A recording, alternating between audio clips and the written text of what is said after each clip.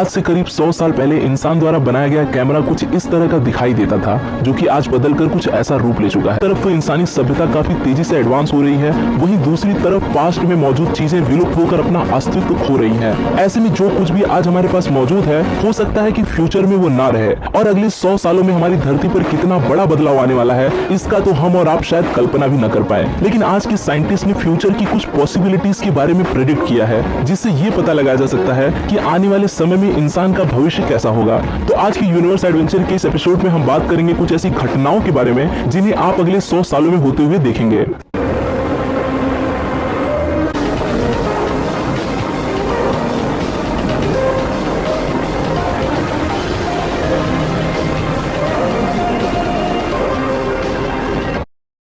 हम सभी जानते हैं कि दुनिया की सबसे ज्यादा पॉपुलेशन वाला देश चाइना है और उसके ज्यादातर नागरिक बुढ़ापे का शिकार हो चुके हैं। लेकिन जल्द ही यह आंकड़ा बदलने वाला है, क्योंकि अब भारत दुनिया की सबसे ज्यादा आबादी वाला देश बन जाएगा। इस दौरान बुर्ज खलीफा भी दुनिया की सबसे ऊंची बिल्डिंग होने का खिताब खो चुकी होगी, क्योंकि उसकी जगह जेडा टावर ले चुका होगा। इलोन मस्क के पहले स्टारशिप रॉकेट को मंगल ग्रह पर भेजा जाएगा। यह पहली बार धरती से बाहर किसी दूसरी ग्रह पर इंसानी बस्तियों को बसाने की शुरुआत होगी। वायरलेस चार्जिंग भी एडवांस हो चुकी होगी और मोबाइल फोन को वाईफाई जैसी टेक्निक के इस्तेमाल से चार्ज किया जाएगा। धरती पर इस समय पर एक ऐसे डिजिटल फैब्रिक को बनाकर तैयार किया जाएगा जिन पर लगे सेंसर्स की मदद से इन कपड़ों को पहनने वाले इंसान की हर तरह की हेल्थ से जुड़ी कंडीशन का पता लगाया जा सकेगा। धरती पर बड़ी बड़ी बिल्डिंग्स को बनाने के लिए आज की ईंटों की जगह पर इलेक्ट्रिक स्टोरेज सेल्स का इस्तेमाल किया जाएगा, जो सूरज की रोशनी से चार्ज होकर बिजली पैदा करने का काम करेंगी। घर घर में रोबोटिक डॉग्स का इस्तेमाल किया जाने लगेगा। इस समय हमारी गाड़ियां आपस में कम्युनिकेट करने लगेंगी, जिससे एक्सीडेंट होने का खतरा न के बराबर हो जाएगा। भविष्य में टाइटेनियम डाइऑक्साइड का इस्तेमाल बिल्डिंग से लेकर कपड़ों तक पर किया जाएगा, जिससे बिल्डिंग्स पर धूप पड़ने से ही वो अपने आप साफ होकर कई सालों तक नई की तरह चमकती रहेंगी। यहाँ तक कि हमें अपने कपड़ों को भी धोने की जरूरत नहीं पड़ेगी, उन्हें भी सिर्फ धूप में रखने भर से ही उन पर मौजूद हर तरह के दाग और धब्बे अपने आप ही गायब हो जाएंगे। सन 2040 से 2060 तक अब तक ग्लोबल वार्मिंग के चलते धरती का तापमान बहुत ज्यादा बढ़ चुका होगा। उत्तरी ध्रुव पर मौजूद बर्फ काफी तेजी से पिघलने लगेगी। धरती पर पॉपुलेशन इतनी तेजी से बढ़ चुकी होगी कि लोगों के रहने के लिए अमेज़न रेन फॉरेस्ट जैसे जंगलों को आधे से ज्यादा नष्ट कर दिया जाएगा। यहाँ तक कि धरती की आधी से ज्यादा जनसंख्या के पास पीने के लिए पानी तक भी मौजूद नहीं होगा। लेकिन अब तक हम इंसानों को मार्स पर भेजने में कामयाबी हासिल कर चुके होंगे। वहाँ पर मशीनों की मदद से पानी और ऑक्सीजन का निर्माण किया जाने लगेगा, जिससे कि आने वाले समय में वहाँ पर धरती जैसे वातावरण का निर्माण होने लगेगा और मार्स की धरती पर भी पेड़ पौधे उगने लगेंगे। वहीं धरती पर ट्रैवलिंग के लिए ऐसे सुपरसोनिक जेट्स का इस्तेमाल किया जाने लगेगा कि उनकी मदद से हम 10 घंटे की दूरी को भी सिर्फ आधे घंटे में ही तय कर लेंगे। इस नई तकनीक से धरती पर हमारी लाइफ और भी ज्यादा फास्ट हो जाएगी और हमारा कीमती समय बचने लगेगा। एलन मस्क अपने न्यूरालिंक प्रोजेक्ट के जरिए इंसानी दिमाग में ड्रिल की मदद से एक ऐसी चिप को इंसर्ट कर देंगे जो इंसानी दिमाग की कमियों को खत्म कर उन्हें जीनियस बनाने में भी मदद करेगा, और साथ ही वो कई तरह की बीमारियों को पीड़ित लोगों को भी ठीक करने का काम करेगा। आने वाले समय में इन चिप्स में कुछ ऐसे अपडेशन होने लगेगी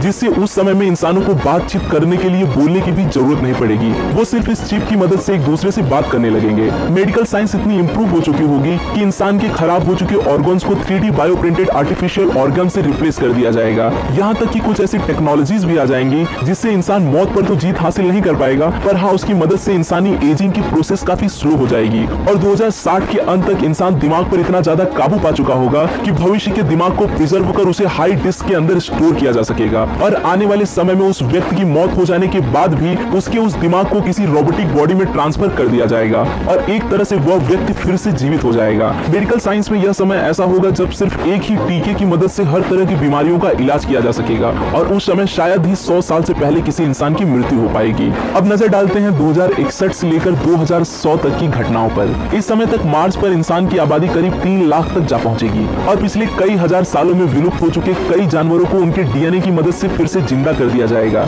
इंसान स्पेस में मौजूद एस्ट्रॉइड्स में से भी जरूरी मिनरल्स को कलेक्ट कर उसका इस्तेमाल ईंधन के रूप में करने लगेगा। स्टेम सेल टेक्नोलॉजी की मदद से इंसान अपने शरीर के खोए हुए पार्ट्स जैसे कि उंगलियों को दोबारा से रीग्रो कर पाएगा। आयरन मैन मूवी के टॉनी स्टार्क की तरह इंसान आर्क रिएक्टर टेक्नोलॉजी को काफी हद तक कॉम्पैक्ट और एफिशिएंट बना चुका होगा, जिसके इस्तेमाल से ईंधन की खपत खत्म हो जाएगी। अब तक इंसान के लिए दूसरी प्रजातियों के जीव जंतुओं से भी कम्युनिकेट कर पाना संभव हो जाएगा। 2075 तक पॉल्यूशन के चलते धरती की खराब हो चुकी ओजोन लेयर, जो सूरज की खतरनाक अल्ट्रावायलेट किरणों को धरती पर आने से रोकती है, पूरी तरह से रिपेयर हो चुकी होगी, जिससे धरती पर होने वाली काफी खतरनाक बीमारियों से मुक्ति मिल जाएगी। साइंस और टेक्नोलॉजी की मदद से इंसानी शरीर में कुछ ऐसे चिप्स को इंजेक्ट किया जाएगा जो इंसान की लगभग हर तरह की समस्या को दूर कर देगी। जैसे कि अगर कोई इंसान अपना वजन कम करना चाहता है तो वो पेट में लगी अपनी इस चिप की मदद से अपने खाने पीने की डाइट पर भी काबू कर पाएगा। इस समय तक टेक्नोलॉजी इतनी एडवांस हो चुकी होगी कि आर्टिफिशियल आंखों, सिंथेटिक ब्लड और यहाँ तक कि कानों की सुनने की क्षमता को भी काफी हद तक बढ़ा दिया जाएगा। यह समय ऐसा होगा कि जब लोग प्राकृतिक तरीकों की जगह पर कृत्रिम तरीकों से ज्यादा जीवित रह पाएंगे। नैनो टेक्नोलॉजी की मदद से आर्टिफिशियल ब्रेन का भी निर्माण किया जाएगा। इंसानी दिमाग को कंप्यूटर से जोड़कर इसकी क्षमता को इतना ज्यादा बढ़ा दिया जाएगा कि वह ऐसी परेशानियों को भी आसानी से हल कर पाएगा जिन्हें एक नॉर्मल दिमाग की मदद से हल कर पाना संभव नहीं था।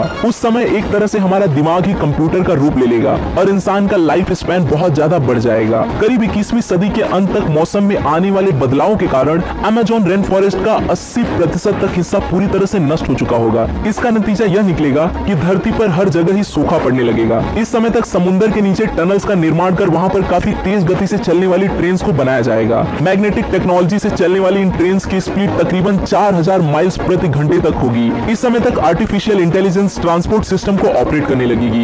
यह समय ऐसा होगा जब इंसान मैग्नेटिक पावर की मदद से ट्रैवल कर कुछ ही मिनटों में हजारों मील लंबा सफर भी तय करने लगेगा। बेसिक मॉलिक्यूलर असेंबलर्स की मदद से इंसानी खाने को मशीन के द्वारा बस एक बटन दबाकर ही तैयार किया जाएगा। सन 2100 तक अंटार्कटिका की लगभग सारी बर्फ पिघल चुकी होगी और इस बर्फ के पिघलने के कारण समुद्र के पानी का स्तर तकरीबन 7 फीट तक बढ़ चुका होगा, जिससे समुद्र के किनारे पर बसे कई देश पानी में डूब चुके होंगे। लेकिन उस समय वेस्ट अंटार्कटिका के सूख जाने की वजह से वहां पर डेवलपमेंट का कार्य काफी तेजी से बढ़ने लगेगा। इंसान यहाँ पर काफी एडवांस ऊंची इमारतों का निर्माण करने लगेगा। नतीजतन धरती के इस एरिया में भी जनसंख्या काफी तेजी से बढ़ने लगेगी। धरती पर मौजूद सबसे खूबसूरत वाटरफॉल यानी कि नाइग्रा फॉल्स का वजूद भी अब पूरी तरह से खत्म हो चुका होगा और ऐसी भी संभावना है कि उस समय 1 किलोमीटर से भी ज्यादा डायमीटर जितना बड़ा एक एस्ट्रॉइड आकर धरती से टकरा जाए और धरती से समस्त जनजीवन को ही नष्ट कर दे। अब ये धरती से टकरा ही जाएगा ये पूरी तरह से जरूरी नहीं है, क्योंकि उस समय तक इंसान कुछ ऐसी टेक्नोलॉजी को बना चुका होगा जो धरती को किसी भी बड़े एस्ट्रॉइड से टकराने से बचा सके। हालांकि उस समय तक इंसान टेक्नोलॉजी की मदद से लगभग हर एक क्षेत्र में ही इतनी उन्नति कर चुका होगा कि अब धरती पर से इंसान की मौजूदगी को मिटा पाना लगभग असंभव ही हो जाएगा। लेकिन फिर भी भविष्य में धरती पर कुछ ऐसे इवेंट भी हो सकते हैं जिनकी वजह से इंसानी सभ्यता पूरी तरह से खतरे में आ सकती है।